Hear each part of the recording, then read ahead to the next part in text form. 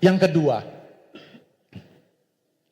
saat itu menjelang Lebaran, akhir Ramadan. Maklum kalau di Australia tidak ada sidang isbat Pak Yai. Jadi tidak ada perdebatan hukmul hakim yarfa'ul khilaf. Jadi cuma imam masjid yang tadi bilang maulid bid'ah itu masih ada. Dia bilang tidak ada itu ya, takbiran keliling itu tidak ada. Bilang apa? Saya bilang sama orang-orang tidak masalah. Besok takbiran di rumah saya ngumpul. Saya potong kambing. Jadi sehari sebelumnya itu saya lagi nusuk sate di rumah. Tiba-tiba datang anak muda. Sekitar usia 25 tahun. Boleh datang. Dia ketok.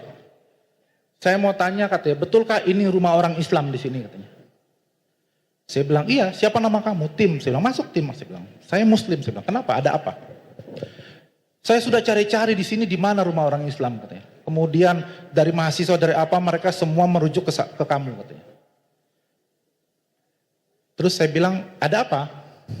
Saya ini dulu agamanya Bahai kata dia. Karena keluarganya dia dulu Kristen terus masuk Bahai karena ibunya masuk Bahai. Saya sudah baca buku-buku Bahai, saya sudah baca juga buku Buddha, buku Hindu, buku Bible seterusnya. Sampai saya baca buku Islam, saya mau masuk Islam. Lah ini kok ada orang ngetok, kenal juga enggak, tiba-tiba bilang mau masuk Islam. Saya bilang, tim begini aja besok malam ada acara di rumah saya. Kamu datang lagi ke sini, kita ngobrol. Kebetulan banyak orang nanti saya bilang, rame. Ya. Maka besoknya sore di menjelang maghrib dia datang, orang sudah datang, dia perkenalkan dirinya, dia sudah bilang saya tim, saya sudah ketemu sama Nadir dan saya mau masuk Islam hari ini. Itu teman-teman lain pada ngomong ke saya, itu siapa? Kok mau bilangnya dia mau masuk Islam? Saya juga nggak kenal, saya bilang baru kemarin dia datang. Jadi gimana? Nggak usah, saya bilang. Nggak usah dulu dia mau masuk Islam. Dia masih muda, masih labil, masih apa saya bilang. Jadi saya tolak lagi dia masuk Islam. Begitu sholat maghrib selesai, baru assalamualaikum kanan kiri, tiba-tiba dia sudah maju ke depan soft. Dia tadi di belakang nunggu kan. Maju ke depan, dia perkenalkan, ladies and gentlemen, katanya, nama saya Tim, kata dia. Saya kesini datang mau masuk Islam, kata dia. Tapi ditolak oleh Nadir, kata dia bilang. Maka jamaah ibu-ibu merayu saya semua, udahlah jangan ditolak. Saya bilang kenapa? Kata Tim, saya sudah tidak tahan katanya. Saya sudah gelisah dari kemarin ini. Tolong bimbing saya masuk Islam. Masuk Islam. Apa moral dari cerita ini Bapak dan Ibu serta kawan-kawan semua? Bahwa betul hidayah itu datangnya dari Allah Subhanahu wa taala. Kita tidak bisa menutup pintu hidayah. Kalau cinta sudah datang melekat, tai kucing terasa coklat. Nah, gitu katanya. Dan itu merupakan getaran-getaran yang tidak bisa dilogikakan.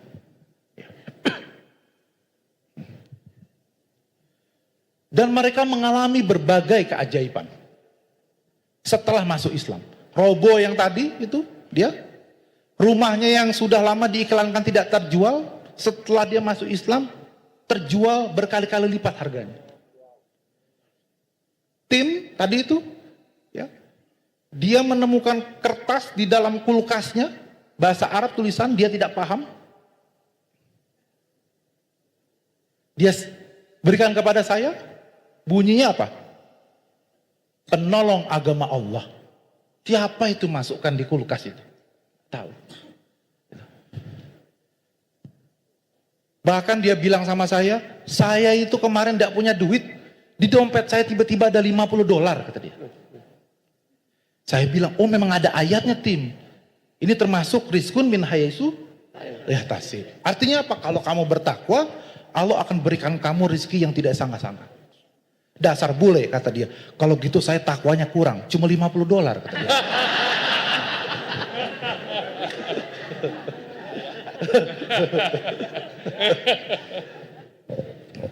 Nah, jadi message-nya adalah kita tidak bisa menolak hidayah.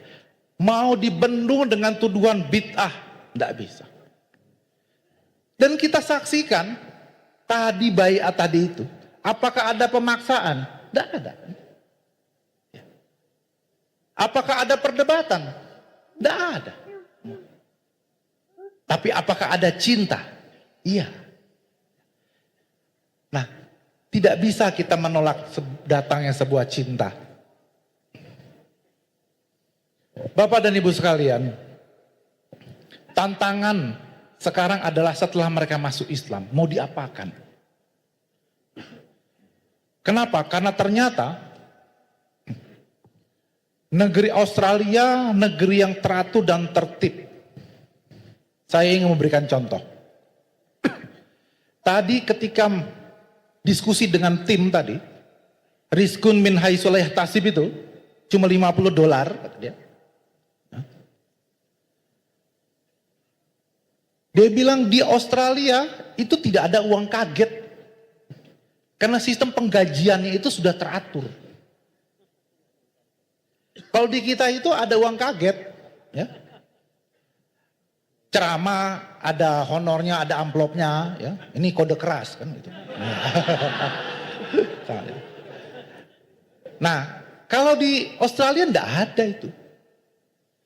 Nah, ini jadi persoalan. Bagaimana menjelaskan konsep rezeki yang tidak disangka-sangka, tidak diusahakan itu kepada orang-orang di negeri barat yang sistem penggajiannya sudah sangat rapih dan teratur. Ya tentu sebagai dosen saya bisa ngeles. Saya bilang, tim, rezeki itu nggak cuma uang. Ya. Jadi kamu jangan terlalu bule, gitu, materialistis, menganggap rezeki itu cuma uang. Suami istri, suaminya tidur ngorok, itu rezeki. Ya ibu-ibu, ada ibu-ibu tadi sebelah sana. Ya. Jadi kalau suami tidurnya ngorok, ibu-ibu jangan protes, itu rezeki. Kenapa rezeki? Artinya suami ibu tenang, nyenyak tidur di samping ibu, bukan di samping yang lain. Nah, ya ibu-ibu kan itu rezeki. Ya. Terus ada ibu-ibu yang nanti angkat tangan, ada bapak-bapak angkat tangan. Kalau yang ngorok istrinya gimana, Gus? Ya sudahlah Pak, bersabar saja lah Pak kalau kayak gitu. Begitu juga punya anak pintar, soleh-soleha, itu juga rezeki. Jadi tidak bisa kita mengkalkulasi rezeki dari Allah itu. Yang kedua, apa tantangannya lagi? Kalau kita mau tidur, dianjurkan kita baca muawizatain. Qul a'udzu birabbin nas, qul a'udzu birabbil falaq, dan ayat kursi. 40 rumah, satu riwayat 100 rumah akan aman terlindungi. Kan begitu, perlindungan. Kalau sekarang di Australia karena sudah teratur, rapih, mereka mengatakan apa? Kami bisa tidur nyenyak karena semuanya sudah diasuransikan. Rumah diasuransikan, mobil diasuransikan, istri pun diasuransikan. Bisa tukar tambah. Anak diasuransikan, semua diasuransikan. Jadi kalau tidur itu bisa nyenyak, terjaga. Kalau terjadi sesuatu dengan rumah, kebakarankah, dengan mobil, ditabrakkah, apa, mereka tenang. Besok diurus ke asuransi, nggak ada masalah. Jadi perlindungannya sudah diganti. Muawizatainnya itu diganti dengan sistem asuransi yang teratur. Nah ini tantangan, kita mau dakwah kepada masyarakat yang tertib, kita bilang, kalau mau tidur baca muawizatain, mereka akan protes. Nggak perlu. Sudah asuransi semua. Gitu. Nah ini tantangan buat kita, kalau mau dakwah di Australia. Tantangan berikutnya adalah, ada riwayat yang mengatakan, belum beriman kalian dengan sebenar-benarnya Kalau kalian tidur nyenyak, tetangga kelaparan. Nah, itu ada hadisnya kan? Ya.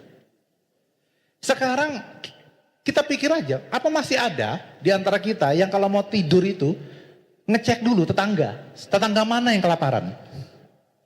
Nggak ada. Gitu. Nah, di Australia, lewat sistem pajak yang luar biasa, tadi saya sempat ngobrol dengan Ustadz Hanan tadi, fakir miskin ditanggung oleh negara dengan sistem negara kesejahteraan, maka semua warga Australia bisa tidur nyenyak karena tahu semua fakir miskin sudah ditanggung oleh negara. Jadi negara mengambil alih semua. Berikutnya lagi, ada hadis mengatakan kalau ada beling, ya, ada bahaya di jalan kita buang, itu termasuk ibadah. Itu baru ibadah individual. Sistem di Australia sudah membuat persoalan pengelolaan sampah dengan sangat rapi. Sehingga semuanya diatur oleh negara, masalah sampah. Makanya kalau pergi piknik ke luar negeri, ke negeri-negeri barat, kebersihan sebagian daripada iman itu kita lihat di sana. Tapi kalau misalnya datang ke Kairo, tempat beliau dulu belajar misalnya, ya, kullu jidar hamam, ya. Nah, ya, semua tembok itu kamar mandi, toilet, bau pesing di mana-mana. Di Kairo itu misalnya. Itu artinya pengelolaan sampah sudah menjadi pengaturan oleh negara, diambil alih oleh negara. Padahal ini negara sekuler, negara kafir. Apakah dia mendapat nilai ibadah? Karena tadi mengutin sampah itu. Nah, ini jadi persoalan buat kita. Sementara di tanah air kadang-kadang masalah sampah, ya, apakah itu harus dikelola oleh Pemda atau Pemkot? Itu masih sering jadi persoalan. Ya. Nah, jadi poin dari saya adalah oleh cerita ini,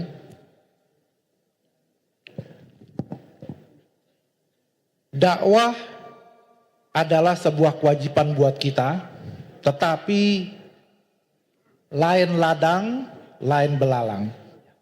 Kita lihat di Australia, di Indonesia ada Ustadz Hanan Attaqi, yang berapa? 9 juta tadi followernya, ya.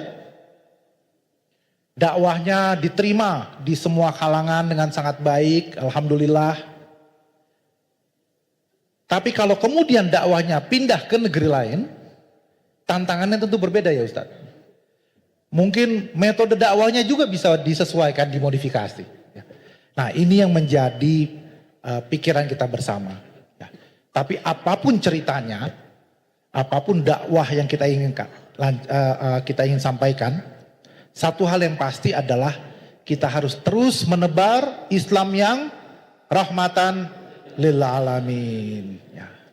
Bukan saja semata-mata lil muslimin, tapi lil alamin.